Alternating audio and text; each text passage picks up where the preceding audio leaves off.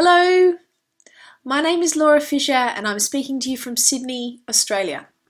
I'm currently employed at the University of Sydney and I'm a sociologist and also an artist. So I'm part of a contemporary art collective called the Candos School of Cultural Adaptation, and we are looking at land ethics, at rural culture, at how we bridge the rural-urban divide around environmental issues and things like that. I'm really delighted to have been asked to make this presentation about Kultivator.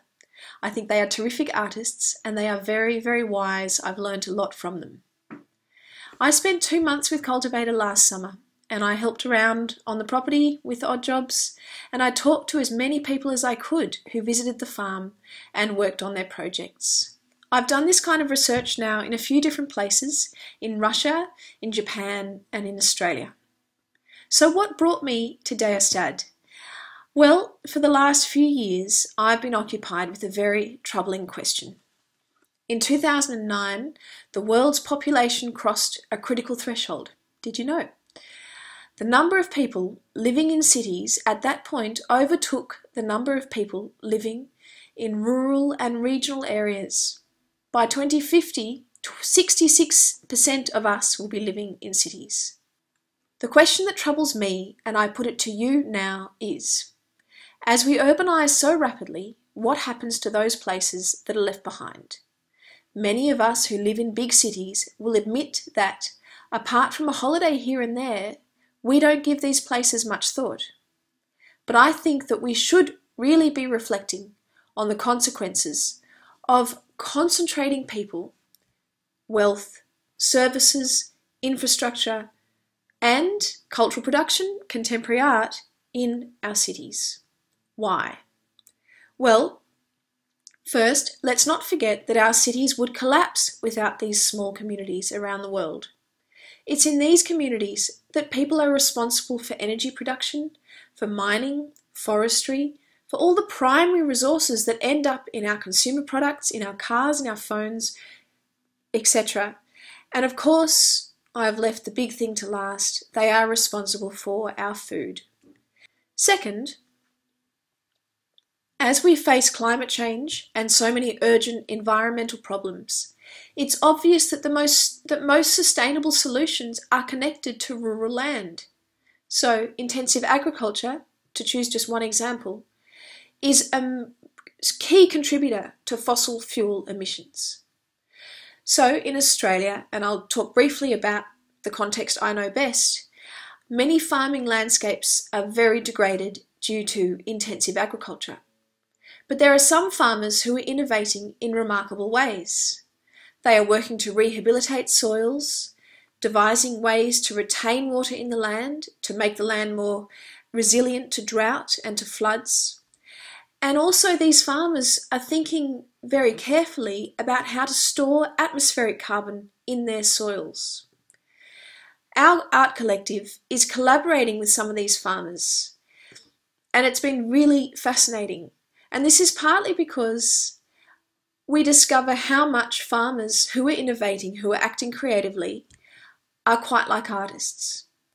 They're creating things, they are adapting new methods, they are working with trial and error and improvising, and they have amazing powers of imagination.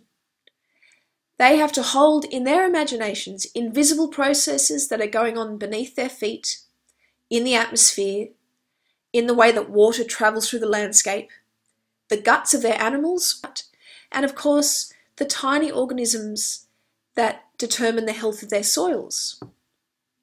So they have a medium that they are shaping and experimenting with a material like an artist, and in their case it's the land itself.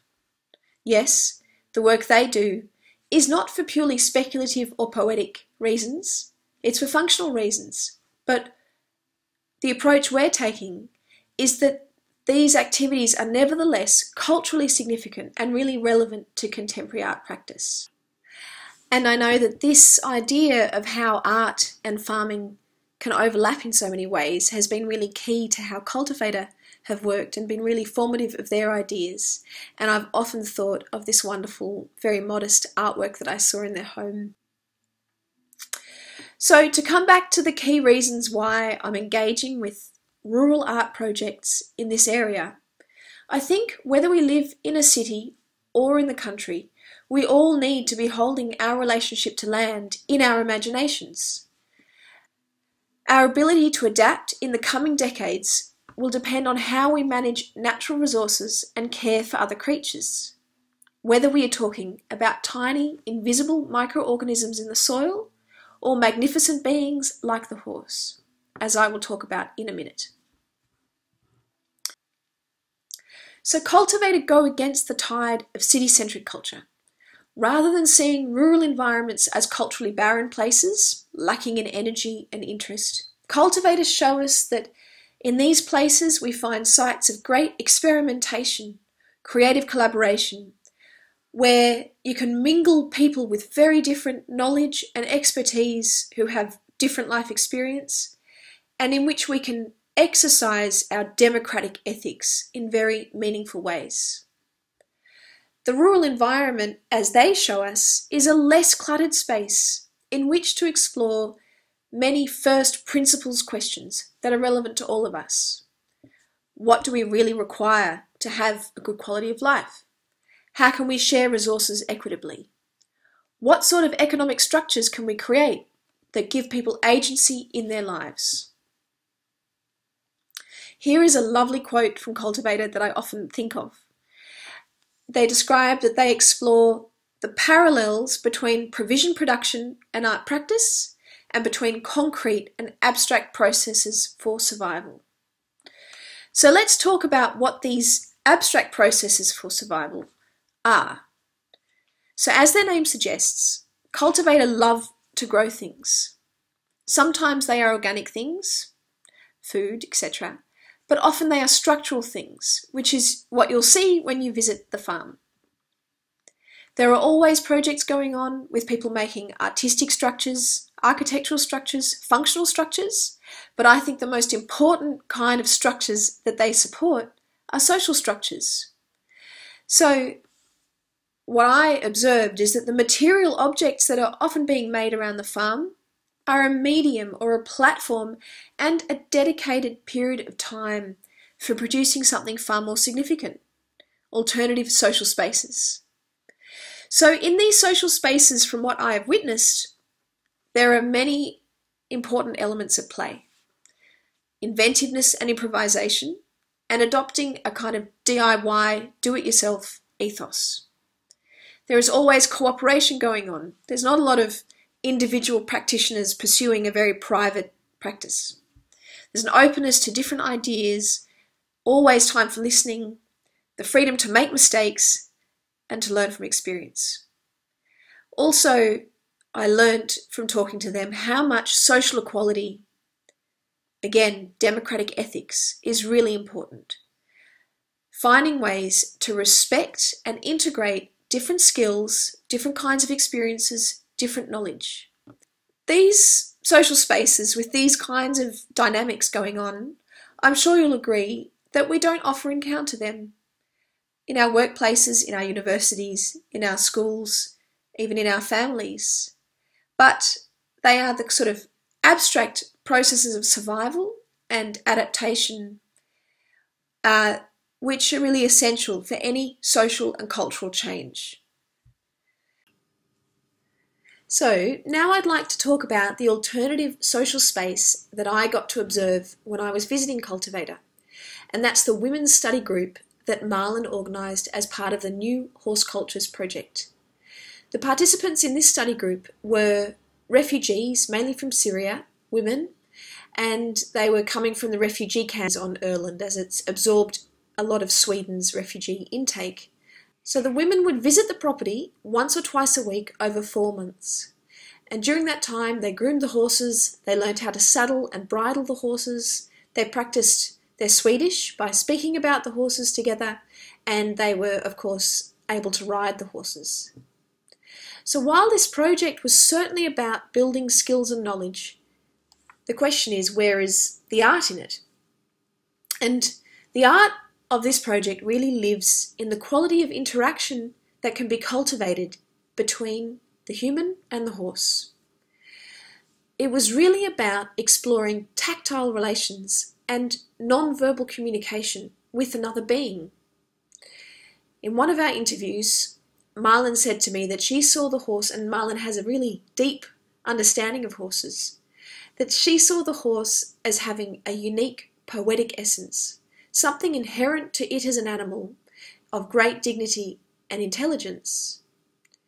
As we know, the horse is a very strong and potentially dangerous animal, and it's also very perceptive. So this means that to really connect, you must be self-assured, to carry yourself with confidence, and communicate respect.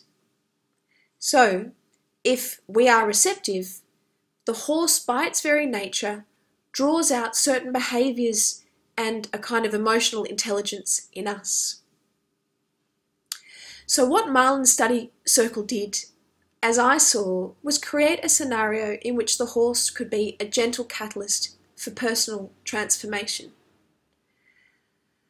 I imagine that over the 4 months, the process of connecting with the horses was really quite a profound experience for the women, given that they're in a new country and they've experienced such upheaval in their lives. Whereas new relationships with people can be very vexed, the horse offers wordless companionship, a sense of freedom, and a different relationship to one's body, given that you are physically relating to another being. I spoke to one of the participants, Dima, about what the women thought of this as an art project. It's quite enigmatic as an art project, I said.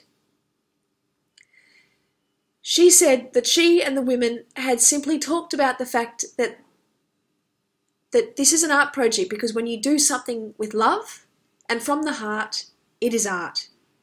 So this is a lovely tribute, I think, to the atmosphere that was created at the study circle. So the project was also part of Marlon and Mathieu's philosophical questioning around what the new purpose of the horse might be in the 21st century, now that its function on farms as transport and so on has largely been replaced by machines. So for those of us who might not live in rural spaces and really be familiar with farm animals, the project alerts us to the fact that horses are not exclusively for sport, for dressage, and for this sort of showy leisure activity, but that it possesses unique qualities that can draw something out of us and can draw something out of social situations, and therefore they have a social significance, a social purpose. Well, that's the end of my talk, so thank you so much for listening, and I hope you have a great time. Bye!